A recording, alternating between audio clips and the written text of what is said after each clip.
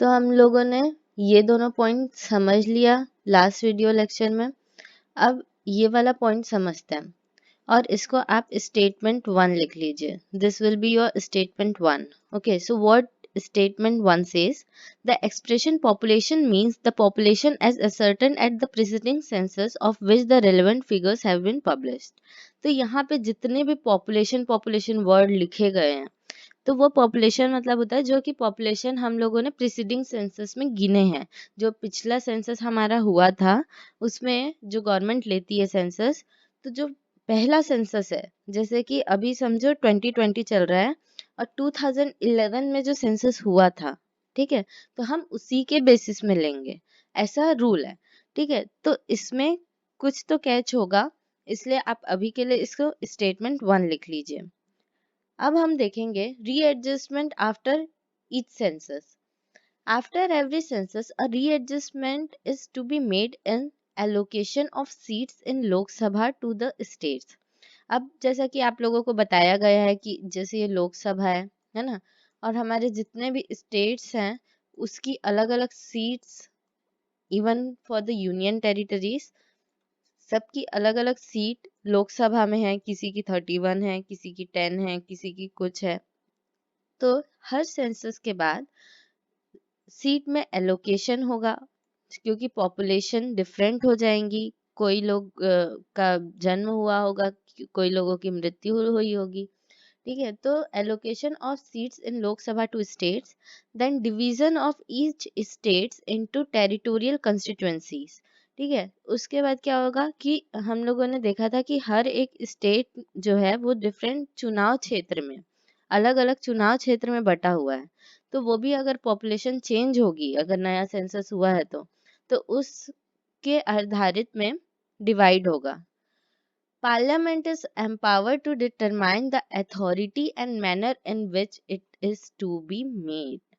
तो this is a very important point कि कौन कर सकता है readjustment. It is the parliament. Okay, यहाँ से क्वेश्चन आ सकता है, you should note down this, कि जो रीएडजस्टमेंट होता है आफ्टर एवरी सेंसस वो करता है पार्लियामेंट। कौन करता है? Parliament. Okay,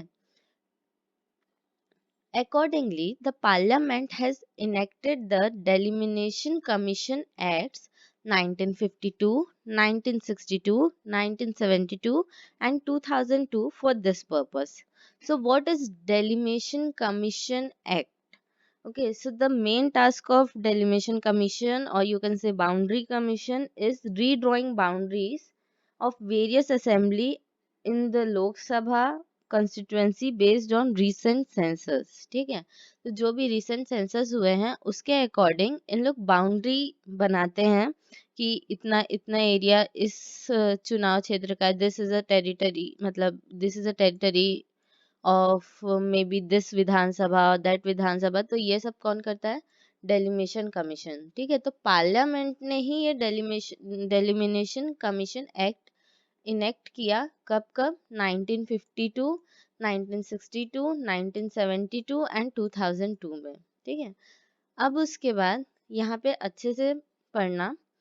The 42nd Amendment Act of 1976 froze the allocation of seats in Lok Sabha to the state and division of each state into territorial constituency till the year 2000 at the 1971 level। ठीक है, अब यहाँ पे आपका catch है। यहाँ पे बोल रहा है कि जो 42nd अमेंडमेंट एक्ट आया, ठीक है, ये क्या किया और कब आया ये एक्ट? 1976 को। 1976 जो ईयर है उसमें 42nd अमेंडमेंट एक्ट आया। What this act does, that this act froze the allocation of seats in Lok Sabha to state and the division of each state into territorial constituency। ठीक है, जो भी यहाँ पे रूल्स हम लोगों ने देखा अभी तक लास्ट स्टेटमेंट 1 में और यहाँ पे, ठीक है, तो वो रूल को वो फ्रोज कर दिया। क्यों किया वो भी हम देखेंगे, पहले देखते हैं कि और क्या क्या किया। ठीक है, तो कब तक किया? 1976 से 2000 तक ये रूल को फ्रोज कर दिया कि भाई जो प्रीसीडिंग सेंसस है उसी के according allocation of seats in Lok Sabha to the states होगा और division of each state into territorial constituency होगा। ठीक है, कब किया? 1976 में। 1976 में कौन सा अमेंडमेंट एक्ट लाया? 42nd amendment act. कब तक के लिए किया? 2000 के लिए। At the 1971 level, at the 1971 level का यहाँ पे मतलब समझते हैं। क्या है कि पहले बोला गया अकॉर्डिंग टू रूल, जो भी कॉन्स्टिट्यूशन में लिखा है कि जो प्रीसीडिंग सेंसस होगा उसके according readjustment should be done in the allocation of seats in the Lok Sabha to the states and division of each state into territorial constituency। ठीक है, तो ये बोला गया, ये नियम था, लेकिन ये अमेंडमेंट एक्ट लाके इन्होंने ये नियम के अकॉर्डिंग जो allocation of seats in Lok Sabha to the state और division of each state into territorial constituency है, उसको साल 2000 के लिए, सन 2000 के लिए इन्होंने फ्रोज कर दिया। और एट द 1971 लेवल, 1971 लेवल मतलब जो 1971 में जो सेंसस हुआ है वही बस माना जाएगा। तो एट द 1971 लेवल का मतलब यही होता है कि जो ये फ्रोज हुआ मतलब जब भी इसके बीच में सेंसस हुआ होगा वो सेंसस को काउंट नहीं किया गया होगा फॉर द रीएडजस्टमेंट, ठीक है, ऑफ द सीट्स। लेकिन तो ये नहीं किया गया और 1971 लेवल पे ही स्टॉप कर दिया गया। 1971 का ही सेंसस काउंट किया गया हमेशा। अब यही जो है ban on readjustment was extended for another 25 years up to 2026 by 84th Amendment Act of 2001। ठीक है, क्या हुआ कि देखो कहानी कुछ ऐसी है। 42nd अमेंडमेंट एक्ट आया 1976 में। ठीक है, वो बोला कि भैया हम जो नियम है, जो कि पहले जो पॉपुलेशन जो सेंसस में गिना गया है उसके अकॉर्डिंग जो एलोकेशन करना है सीट्स का लोकसभा में और जो टेरिटोरियल कंस्टिट्यूएंसी में स्टेट्स को बांटना है उसको हम फ्रीज कर देंगे 2000 तक। सन 2000 तक हम उसको फ्रीज कर देंगे, ये वाला नियम ही फ्रीज कर देंगे और प्रीसीडिंग सेंसस के अनुसार नहीं नापेंगे, है ना। ये 1971 में जो सेंसस हुआ है उसके अकॉर्डिंग नापेंगे। ठीक है, और फिर जो यही बैन है, ठीक है, यही जो फ्रोज किया गया है उसको 25 इयर्स तक के लिए, पहले बोला कि 2000 तक के लिए करना है, ठीक है, उसके बाद और 25 इयर्स बढ़ा दिया। कब तक के लिए? ईयर 2026, जो कि अभी आया ही नहीं है। ठीक है, 2026 के लिए बढ़ाया। अब कब बढ़ाया? कौन सा अमेंडमेंट एक्ट लाके बढ़ाया? 84th अमेंडमेंट एक्ट लाया। ठीक है, 42nd एंड 84th, इसको ऐसा याद रख लेना कि 42nd 4 2 जा 8 एंड देन 2 2 जा 4, तो ऐसा याद रख लेना। और कब लाया गया? 2001 में, क्योंकि पहला तो ईयर 2000 तक के लिए बना था, अब 2000 तक के लिए हो गया, अब 2001 में लेके आया ये वाला amendment act with the same measures of objective of encouraging population limiting measure। अब यहाँ पे दिक्कत क्या आ रही थी कि लोकसभा में ऐसा था कि पॉपुलेशन के अकॉर्डिंग पॉपुलेशन के अकॉर्डिंग सीट्स बंटनी थी। ठीक है, तो इसमें क्या होता था कि हर स्टेट, कई स्टेट क्या करते थे कि पॉपुलेशन अपनी बढ़ा लेते थे। तो अगर ज्यादा पॉपुलेशन है मतलब उनके पास लोकसभा में ज्यादा पावर हो गई, इसलिए ये सारा चीज किया गया। ठीक है, इसलिए ये सारा चीज किया गया। And the 84th amendment act 2001 में जो आया था, 84th अमेंडमेंट एक्ट 2001 वाला क्या किया था? 25 इयर्स के लिए मतलब 2026 के लिए बढ़ा दिया था। तो यही जो है 84th अमेंडमेंट एक्ट 2001 में जो आया, also empowered the government to undertake readjustment and rationalization of territorial constituency in the states on the basis of population figures of 1991 census। ठीक है, अब यहाँ पे क्या हो रहा है? सिर्फ रीएडजस्टमेंट करने बोल रहा है। ठीक है, सिर्फ रीएडजस्टमेंट करने बोल रहा है।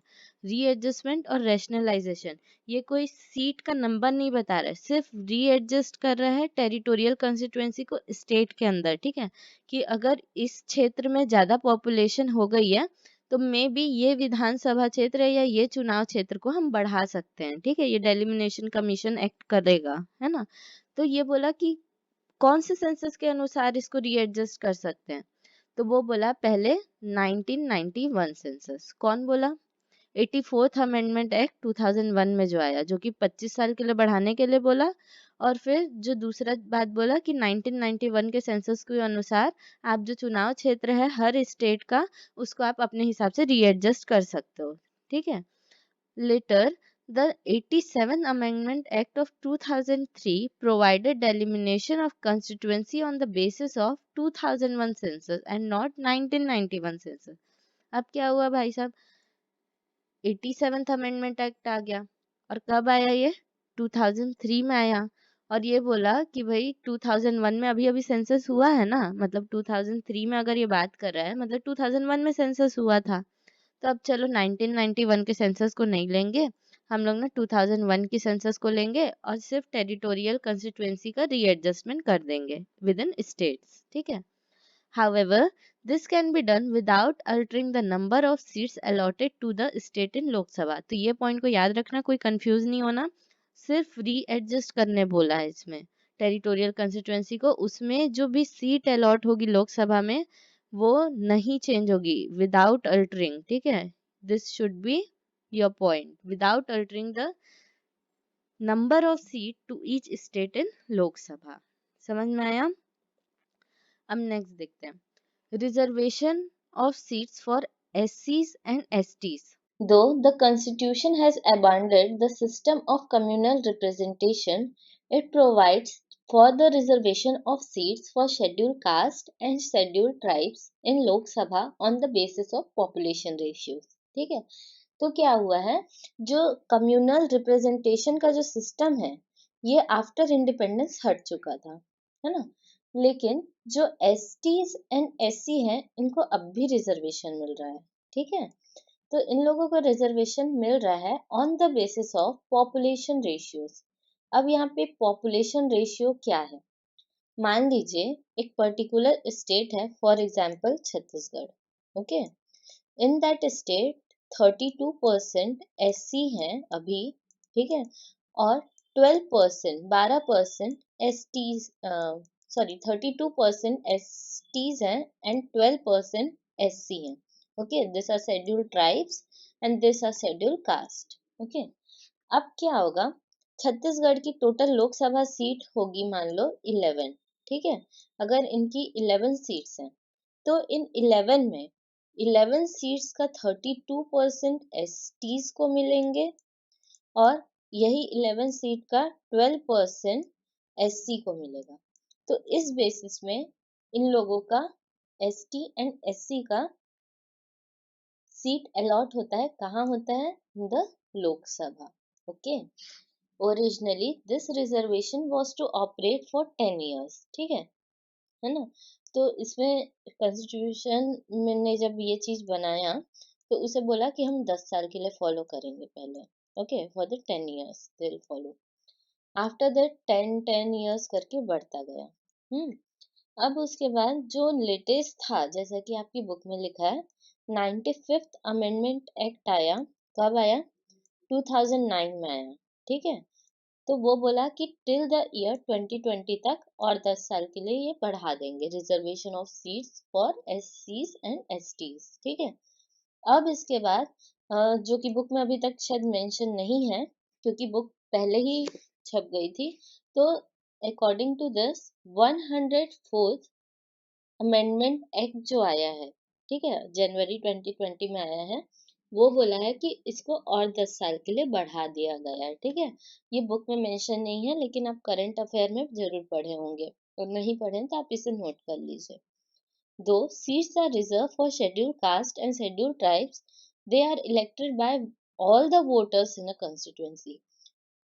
अगर यहाँ पे ST और SC के सीट्स हैं, ठीक है, लोकसभा में, इसका मतलब ये नहीं है कि वो जो टेरिटोरियल कंस्टिट्यूएंसी है वहां पे जितने भी वोटर होंगे वही दे सकते हैं वोट, है ना। ऐसा नहीं है कि सिर्फ STs को ST ही देंगे या फिर SC को SC ही देंगे, ऐसा नहीं है, जितने भी वोटर्स हैं वो सारे दे सकते हैं।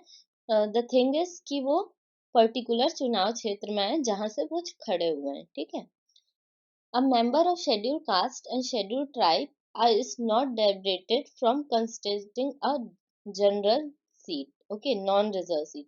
मतलब जो नॉन रिजर्व सीट्स होती हैं, और भी ऐसा नहीं कि ये मेंबर्स के लिए एक सीट अलॉट है, मतलब जितनी भी सीट्स अलॉट है लोकसभा में, हाँ उसमें तो इन्हीं लोग रहेंगे, लेकिन जो बाकी सीट है उसमें भी इन्हें मना नहीं किया गया है कि आप उन सीट में नहीं जा सकते, ठीक है, तो वहां भी लोग रहेंगे। अब उसके बाद लिखा है यहाँ पे, the 84th amendment act of 2001 provided for रीफिक्सिंग of reserve seats on the basis of the population figures of 1991। 84th amendment act जो 2001 में आया था, वो बोल रहा है कि 1991 के अनुसार यहाँ पे सीट रिजर्व कराएंगे इनके लिए। Census is applied to rationalization of general seats. Later, the 87th Amendment Act of 2003 provided for refixing of reserve seat on the basis of 2001 census, not 1991 census. ठीक है, क्या हुआ कि 84th अमेंडमेंट एक्ट आया, वो बोला कि 1991 के सेंसस के अनुसार इनके सीट्स का रिजर्वेशन करेंगे, ठीक है, लेकिन फिर 87th अमेंडमेंट एक्ट आया, और ये कब आया, 2003 में, और वो बोला कि नहीं, तब नहीं, 2001 के सेंसस के अनुसार करेंगे, नॉट 1991 सेंसस, ठीक है। अब हम पढ़ेंगे first past the post system के बारे में, ठीक है। ये जो first past the post system है, ये सिस्टम ऑफ इलेक्शन है, ठीक है, where in the Lok Sabha, okay, in the Lok Sabha. So, though the Constitution has adopted the system of proportional representation in a case of Rajya Sabha, it has not preferred the same system in case of Lok Sabha. ठीक है, राज्यसभा में क्या होता है, the system of proportional representation होता है, ठीक है, लेकिन लोकसभा में ये केस नहीं है। Instead it has adopted the system of territorial representation, ठीक है, instead it has adopted the system of territorial representation, first past the post system, ठीक है। तो ये सिस्टम का दो नाम है, एक है territorial representation and first past the post system for the election of members to Lok Sabha. Under territorial representation, every member of legislature represents a geographical area known as a constituency, ठीक है। तो जितने भी मेंबर है लेजिस्लेचर के, ठीक है, वो क्या करते हैं, एक मेंबर हम एक कंस्टिट्यूएंसी से खड़ा होगा, ठीक है, एक मेंबर एक कंस्टिट्यूएंसी से खड़ा होगा, जो भी उसे चुनाव क्षेत्र जो है कंस्टिट्यूएंसी वो निर्धारित की जाएगी उसके लिए, तो वो एक मेंबर वहां से खड़ा होगा, ठीक है। From each constituency only one representative is elected, ठीक है, तो ये याद रखना कि only one representative is elected from each constituency, hence such a constituency is known as a single member constituency, ठीक है। ये जो 1961 तक था शायद डबल मेंबर का था, लेकिन 1961 के बाद एक एक्ट आया, और उसके बाद सिंगल मेंबर कंस्टिट्यूएंसी ही होने लग गई, ठीक है। In this system, a candidate who secures majority vote is declared as elected. The simple majority system of representation does not represent the whole electorate, ठीक है। तो क्या होता है इसमें, जैसे एक मान लीजिए ये एक चुनाव क्षेत्र है, यहाँ पे एक बीजेपी के मेंबर खड़ा एक कांग्रेस के खड़ा है, एक बीएसपी के खड़े हैं, है ना, ये मान लीजिए आम आदमी पार्टी के खड़े हैं, है ना। तो इसमें क्या होता है कि जिसको मेजोरिटी वोट मिल जाए, इस एरिया के लोग जिसको सबसे ज्यादा वोट दें, वो ही जीत जाता है, ठीक है। अब हम देखेंगे कि ये इसमें ये क्यों लिखा है कि the simple majority system of representation not represent the whole electorate, ठीक है। तो हम देखेंगे कि ये शब्द क्यों लिखा है यहाँ पे, ठीक है। तो क्या होता है कि इसका मतलब हम समझते हैं, जैसे एक चुनाव क्षेत्र है, वहां पे मान लीजिए बीएसपी को मिले 45 वोट्स, बीजेपी को मिले 35 वोट्स, ठीक है, कांग्रेस को मिले 20 वोट्स, ठीक है। तो 100 लोगों का है और इतने वोट्स मिले हैं, ठीक है, 100 में से इतने डिवाइड हो गए, ठीक है। लेकिन मेजोरिटी किसको मिली, ये बीएसपी, ठीक है, बहुजन समाजवादी पार्टी, ठीक है। तो ये जो बीएसपी है, इसको 45 सीट्स मिली, लेकिन क्या ये 45 50% मेजोरिटी भी कर रहा है अपने में कैरी? नहीं कर रहा है, ठीक है। तो इसलिए बोलते हैं कि जितने भी मतदाताएं हैं, जो इलेक्टोरेट कहलाते हैं, इंग्लिश में जिन्हें इलेक्टोरेट बोलते हैं, है ना, तो वो सारे इसमें रिप्रेजेंट नहीं होते। मतलब सिर्फ 45 लोग ही सहमत है, not a 50% of population from the whole constituency, ठीक है। 50% भी लोग नहीं सहमत हैं इस पार्टी को, लेकिन फिर भी ये खड़ा हो गया है, ठीक है। फिर भी ये सीट जीत चुका है। इसलिए ये वाला जो सिस्टम है, इसमें बोला गया है, the simple majority system of representation not represent the whole electorate, in other word it does not secure due representation to minority that is small group, ठीक है। अब देखते हैं, the system of proportional representation aims at removing defect of territorial representation, ठीक है। तो क्या होता है, जो टेरिटोरियल रिप्रेजेंटेशन है उसमें कुछ कुछ डिफेक्ट है। टेरिटोरियल रिप्रेजेंटेशन कहाँ का है? लोकसभा का है, ठीक है। और इसमें कई सारे डिफेक्ट है जो कि प्रोपोर्शनल रिप्रेजेंटेशन में नहीं है, ठीक है।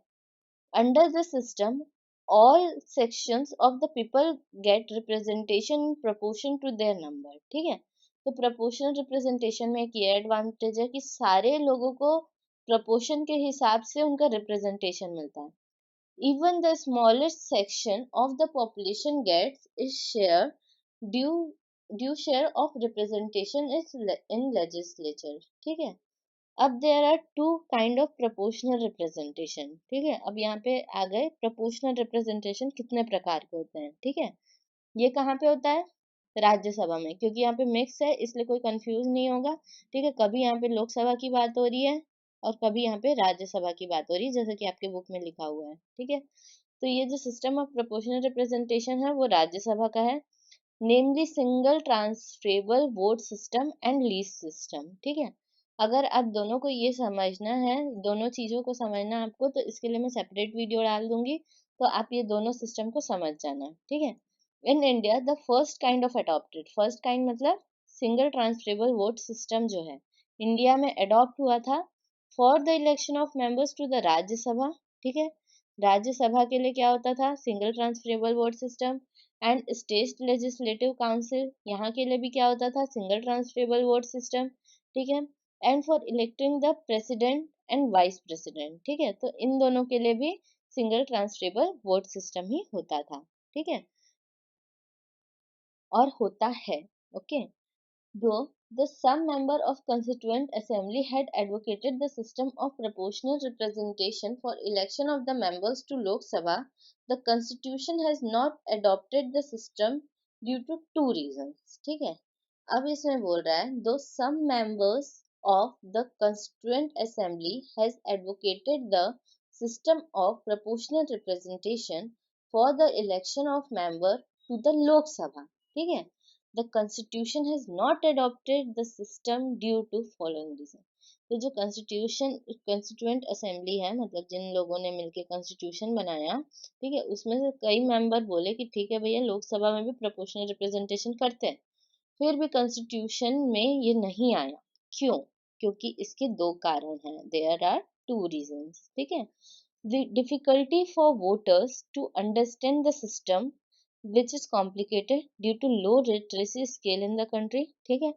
हमेशा से लिटरेसी रेट जो स्केल है कंट्री का, हमारी इंडिया का, वो थोड़ा कम ही रहता है, इसलिए उन लोगों को समझने में परेशानी होगी, ठीक है। अनसुटेबिलिटी to the parliamentary government due to tendency of the system to multiply political parties leading to instability in government, ठीक है। क्या होएगा, जो छोटी पार्टी है, अब रिप्रेजेंटेशन तो सारों को मिल रहा है ना, तो जो छोटी सी छोटी पार्टी है जो कि इतनी काबिल नहीं है, ठीक है, उनको भी रिप्रेजेंटेशन मिल सकता है, और वो भी अच्छा खासा रिप्रेजेंटेशन मिल सकता है, और जो मेहनत कर रहे हैं उन लोग थोड़े पीछे भी हो सकते हैं, ठीक है। तो ये दिक्कत आई है, ये दो दिक्कत आई है, ठीक है। Additionally the system of proportional representation has the following demerit, ठीक है। अब इसमें क्या होता है, इट इज हाईली एक्सपेंसिव, ठीक है। ये जो रहता है इसमें खर्चा बहुत आता है। It does not give any scope for organising by election, ठीक है। जो प्रोपोर्शनल रिप्रेजेंटेशन है ये उपचुनाव इसमें नहीं कर सकते अपन, ठीक है। बाई इलेक्शन का मतलब होता है उपचुनाव, ठीक है। तो इसमें उपचुनाव नहीं कर सकते हो, चुनाव, ठीक है, इसमें उपचुनाव नहीं कर सकते। It eliminates intimate contact between voters and representative, ठीक है। तो वोटर और रिप्रेजेंटेटिव का जो कॉन्टेक्ट होगा वो इसमें नहीं रहता है, ठीक है। Promotes minority thinking and group interest, ठीक है। It increases the significance of party system and decreases that of a voter, ठीक है।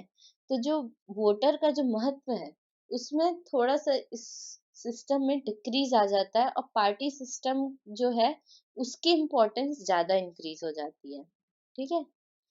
अब हम पढ़ते हैं ड्यूरेशन ऑफ राज्यसभा, ठीक है।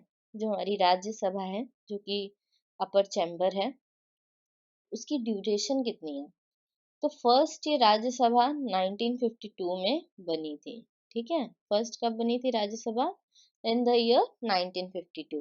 is a continuing chamber, that is it is a permanent body and not a subject to dissolution।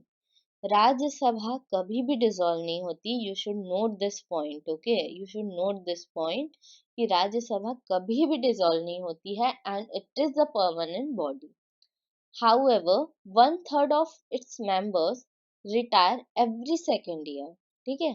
तो एक तिहाई जो मेंबर्स हैं इसके वो हर 2 साल में रिटायर हो सकते हैं, ठीक है, हर 2 साल में रिटायर होंगे, है ना। There Their seats are filled up by fresh elections and presidential nomination at the beginning of every third year। 2 साल में रिटायर हो गए कितने? 1/3 मेंबर ऑफ राज्यसभा। उसके बाद जो तीसरा साल होगा उसमें प्रेसिडेंट के नॉमिनेशन, जैसे कि हमने देखा था कि प्रेसिडेंट भी 12 लोगों को नॉमिनेट करता है ना। और जो भी इलेक्शन होगा उसके द्वारा बाकी जो खाली सीट हो गई है, रिटायर हो गए तो खाली हो गई होंगी सीट, तो वो फिल होती है, ठीक है। The seats are filled by, हाँ ठीक है। अब है the retiring members are eligible for re-election and re-nomination any number of time, ठीक है। तो जो इसके रिटायर्ड मेंबर हैं वो री इलेक्शन हो सकता है उनका। मान लो कि एक्स मेंबर रिटायर हुआ तो उसको फिर से वो इलेक्शन में खड़ा हो सकता है, ठीक है। वो फिर से इलेक्शन में खड़ा हो सकता है। ये है कि पूरा प्रोसेस होगा इलेक्शन का, अगर वो जीतेगा तभी उसको सीट मिलेगी, ठीक है। एंड रीनॉमिनेशन, रीनॉमिनेशन मतलब अगर प्रेसिडेंट चाहेगा तो उसको दोबारा से नॉमिनेट भी कर सकता है, दोबारा क्या, एनी नंबर ऑफ टाइम, ठीक है। The constitution has not fixed the term office of members of Rajya Sabha and left it to the parliament, ठीक है। तो ये जो है जो टर्म ऑफिस है, ठीक है, कि कब तक लोग रहेंगे इसमें, है ना, जैसे कि बताया गया इसमें कि इतने साल में रिटायर होंगे, फिर इतना इलेक्शन होगा, इतने मेंबर्स रिटायर होंगे, ठीक है। तो ये सारा कॉन्स्टिट्यूशन में नहीं लिखा है, ओके, रिमेम्बर दिस, ठीक है। राज्यसभा में जो मेंबर्स का टर्म ऑफिस होगा वो कॉन्स्टिट्यूशन में नहीं लिखा गया है, जबकि कॉन्स्टिट्यूशन इसे पार्लियामेंट के भरोसे छोड़ दी कि भैया तुम डिसाइड करो, ठीक है। तो पार्लियामेंट ने क्या किया, अब उसके ऊपर छोड़ा गया तो वो एक एक्ट ही बनाएगा जरूरी, जो कि हमको पढ़ना ही पड़ेगा। The parliament in the representation of people's act, तो क्या बना, parliament in the representation of people act 1951। Act का नाम क्या है भाई, रिप्रेजेंटेशन ऑफ पीपल एक्ट, थोड़ा इजी ही है एक्ट का नाम, ठीक है, क्योंकि ये रिलेटेड है, क्या है कि रिप्रेजेंटेशन ऑफ पीपल एक्ट कब बना, 1951 में, ठीक है। Provided that the term office of a member of Rajya Sabha shall be 6 years, ठीक है। तो ये बोला, ये एक्ट बोला कि जो राज्यसभा के मेंबर रहेंगे, ठीक है, तो एक आदमी 6 साल के लिए राज्यसभा का मेंबर बन सकता है। The act also empowered President of India to curtail the term of members chosen in the first Rajya Sabha. In the first batch, it was decided by lottery as who should retire. Further, Act also authorized the President to make provisions to govern the order of retirement of the members of Rajya Sabha, ठीक है। तो यही जो act है, सबसे पहले ये बोला कि 6 साल के लिए, ठीक है, रिप्रेजेंटेशन ऑफ पीपल एक्ट बोला कि 6 साल के लिए ये टर्म ऑफिस रहेगा मेंबर्स का, ठीक है। फिर ये एक्ट और भी क्या बोला कि जब प्रेसिडेंट चाहे, ठीक है, तब इन लोगों को कर्टेल कर सकता है, जो टर्म ऑफिस है उसको कर्टेल कर सकता है। कौन? प्रेसिडेंट कर सकता है, ठीक है। और बोला कि it was decided by lottery as who should retire, ठीक है। ठीक है, तो हम क्या देख रहे थे कि the act also empowered the president of India to curtail the term of members to the chosen in the Rajya Sabha. In the first batch, it was decided by lottery as to who should retire. Further, the act also authorized the president to make provisions to govern the order of retirement of the members of the Rajya Sabha. ठीक है, तो इसमें क्या है कि ये act ये भी बोलती है कि प्रेसिडेंट कर्टेल कर सकता है, मतलब ये काट सकता है, ठीक है, टर्म ऑफिस ऑफ मेंबर। जैसे कि उसे पता चला कि कुछ ये according to the rule and regulation नहीं कर रहा है, तो वो प्रेसिडेंट के पास पावर होती है कि वो काट दे, ठीक है। और ये जो एक्ट है ये प्रेसिडेंट को बोलती है कि जो भी रिटायरमेंट का ऑर्डर है, जैसा कि भी प्रोसीजर से रिटायरमेंट होता है, वो आप बनाएंगे, ठीक है। ये प्रेसिडेंट को बोलती है। कौन बोलती है? Parliament, according to representation of people's act 1951, ठीक है। अब ड्यूरेशन ऑफ लोकसभा, ठीक है। अब जो ड्यूरेशन ऑफ लोकसभा है ये है कि जो लोकसभा है वो कंटिन्यूइंग चैम्बर नहीं है, ठीक है। और राज्यसभा तो कंटिन्यूइंग था, लाइक परमानेंट था, पर लोकसभा कंटिन्यूइंग चैम्बर नहीं है, ठीक है। ठीक है, तो इसका जो नॉर्मल टर्म ऑफिस है वो 5 इयर्स का रहता है, ठीक है। कब से कब से 5 इयर्स का रहता है? जब से उनका फर्स्ट मीटिंग हुआ इलेक्शन के बाद, तब से 5 इयर्स का उनका रहता है। After which it automatically dissolves. However, the president is authorized to dissolve the Lok Sabha at any time, even before the completion of 5 years, and this cannot be challenged in the court of law.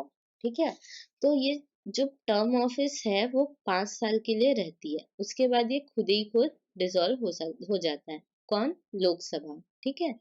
और जो president है वो कभी भी 5 साल के भीतर भी इन्हें डिसॉल्व कर सकता है, और ये बात कोर्ट में नहीं पूछी जाएगी, ठीक है, कि आपने ऐसा क्यों किया। अगर इन लोग कुछ बात नहीं मानेंगे तो वो कर सकता है, लेकिन ये this can not be challenge in the court.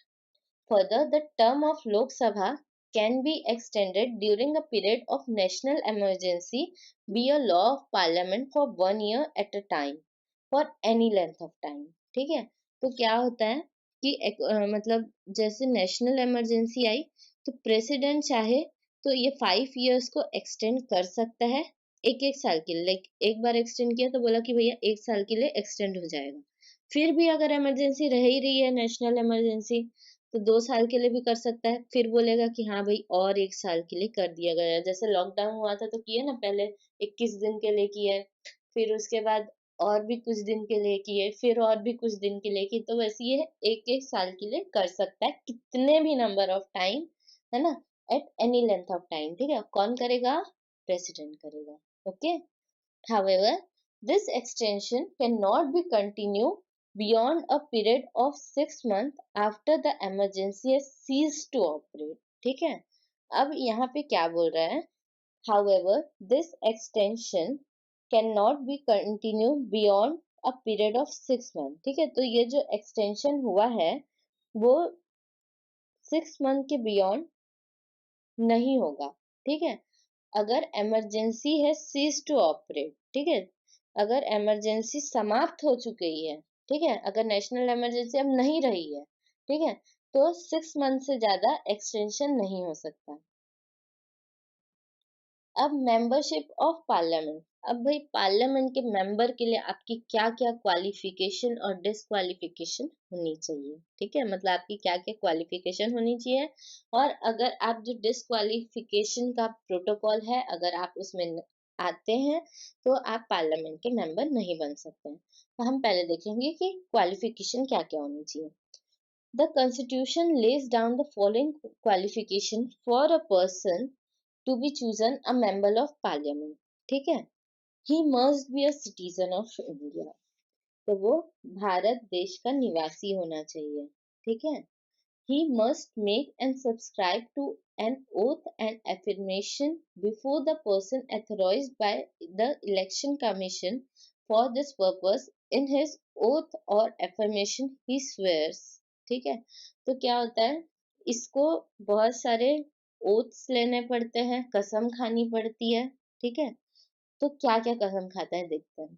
ठीक है, to bear true faith and allegiance to the constitution of India, जो कॉन्स्टिट्यूशन ऑफ इंडिया ने बोला है मैं उसे निभाऊंगा। Okay, then second, to uphold sovereignty and integrity of India. ठीक है, ये दोनों तो बहुत कॉमन चीज है। ठीक है, ये सबको आनी चाहिए, याद रखने वाली ये चीज है। he must be not less than 30 year of age in the case of Rajya Sabha.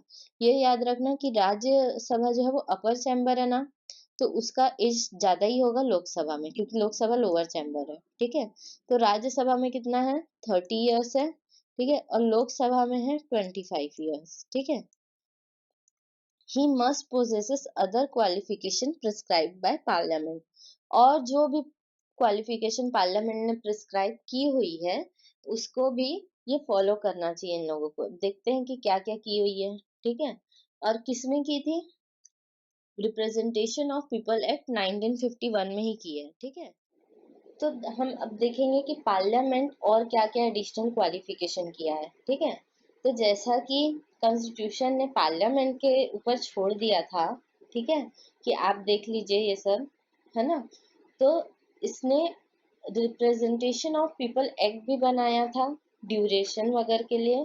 अब यही एक्ट में ये सब भी लिखा है कि और भी एडिशनल क्या क्या क्वालिफिकेशन होनी चाहिए। ठीक है, he must be as an elector of parliamentary constituency. This is same in the case of both the Rajya Sabha and the Lok Sabha। ठीक है, तो इसमें पहले बोला गया था कि जो जो भी कैंडिडेट खड़ा होगा एक पर्टिकुलर कंस्टिट्यूएंसी से, वो वहां का इलेक्टर होना चाहिए। इलेक्टर का मतलब होता है मतदाता। ठीक है, वहां उसे वोट डालने का अनुमति रहना चाहिए।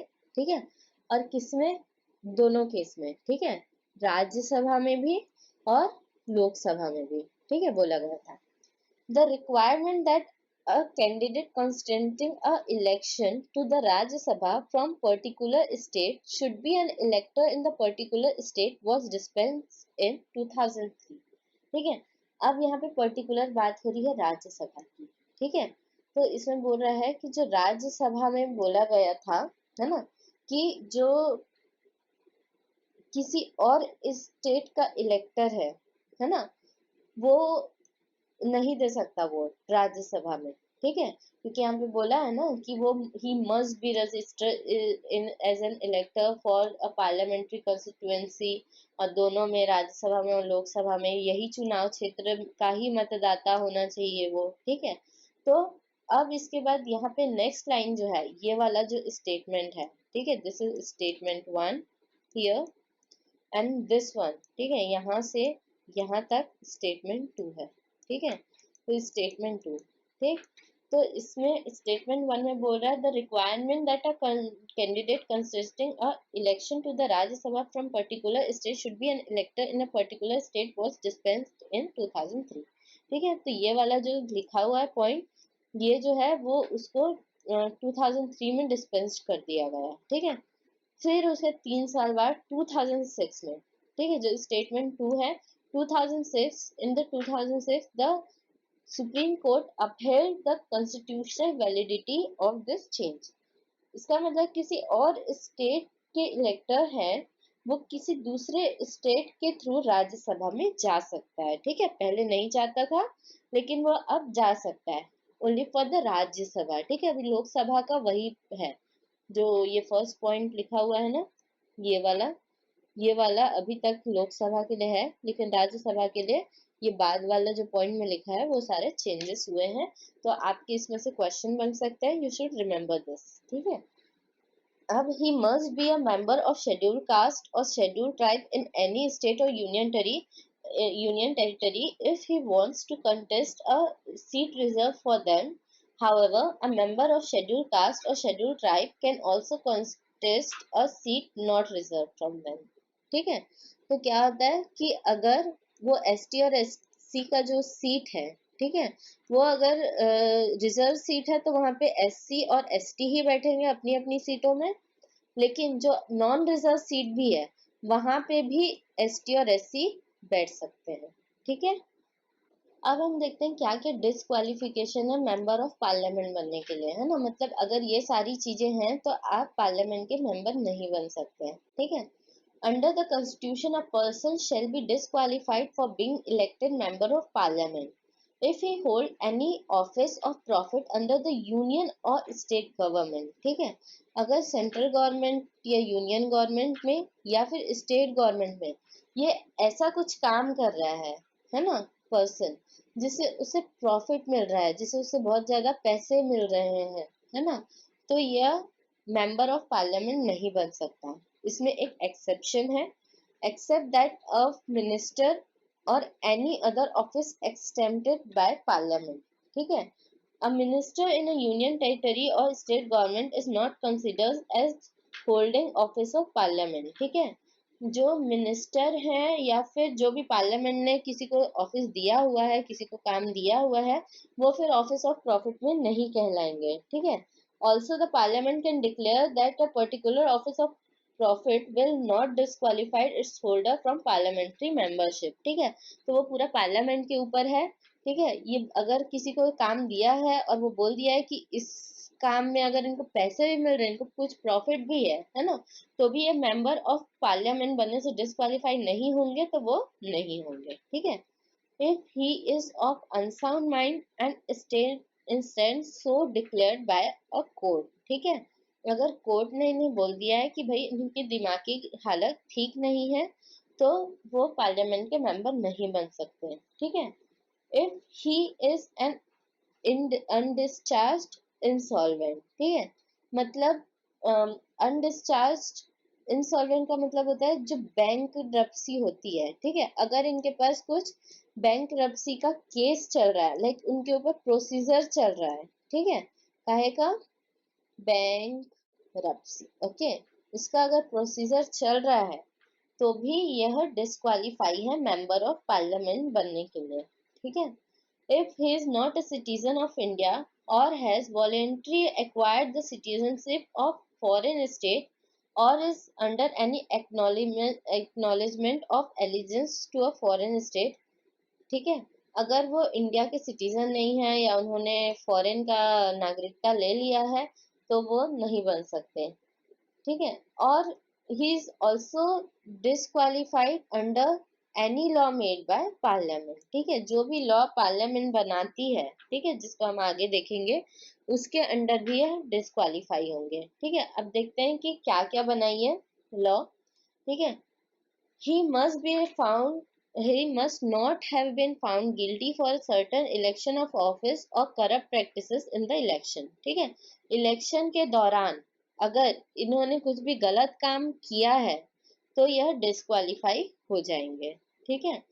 he must not have been convicted for any office resulting in imprisonment for 2 or more years, but the detention for the person under the preventive detention law is not a disqualification, ठीक है।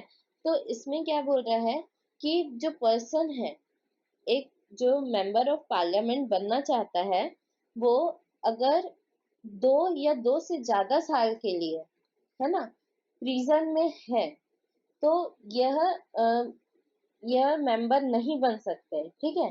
But here is an exception, ठीक है। और exception क्या है, preventive detention law, ठीक है। Preventive detention law जो है,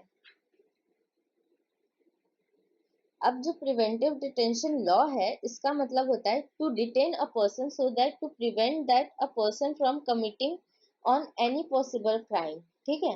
तो मतलब क्या होता है कि जो एडमिनिस्ट्रेशन होता है, अब यहाँ पे हम लोग देख ही लेते हैं कि प्रिवेंटिव डिटेंशन लॉ क्या चीज है ना, यहाँ लिखा है प्रिवेंटिव डिटेंशन लॉ, ठीक है।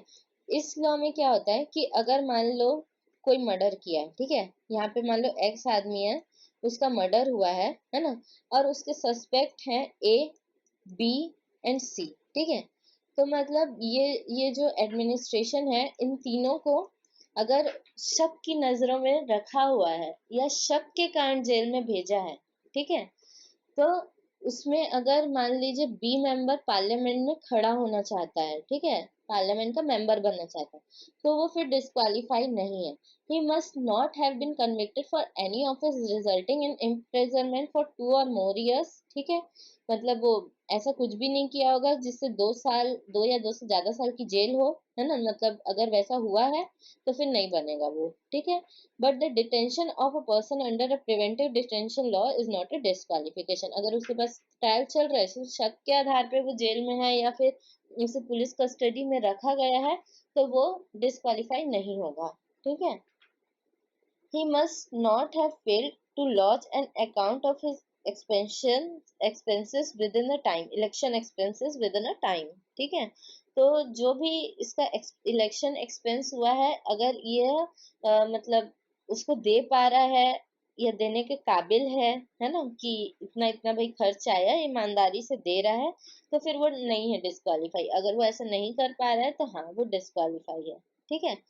He must not have any interest in government contract work or services, ठीक है, ये सिंपल है।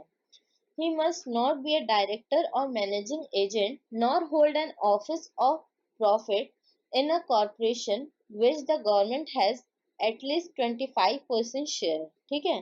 तो जैसे कि मान लीजिए एक कंपनी है, ठीक है, एक कंपनी है, उसमें गवर्नमेंट का, प्राइवेट कंपनी है उसमें, लेकिन गवर्नमेंट का like it is semi government company, okay, government का 30% शेयर है इसमें, ठीक है।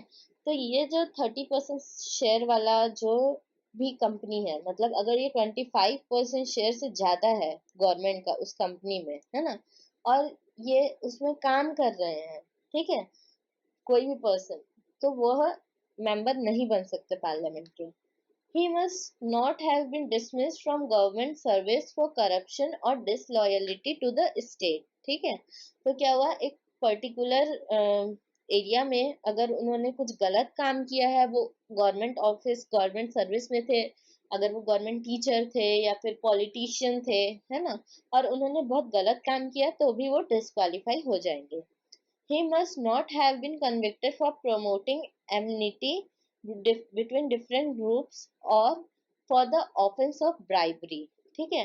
तो यह ऐसा नहीं कि पर्टिकुलर कुछ कास्ट के बारे में या समाज के बारे में ये कुछ गलत चीजें फैला रहे हैं, या फिर ये मतलब ऐसा कर रहे हैं कि लोग गुस्से में आ जाएं, ठीक है, देशद्रोही वाला चीज भी नहीं करना चाहिए इन्हें, ठीक है।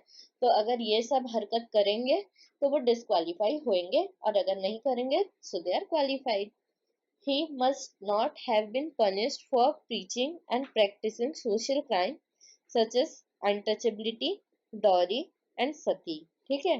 तो जो अनटचेबिलिटी है ये भी इनको नहीं करना चाहिए, जो डाउरी सिस्टम है वो भी ये कभी नहीं किए हो, सती प्रथा में इन्हें विश्वास नहीं रखना चाहिए और ये कभी नहीं किए हो, ठीक है।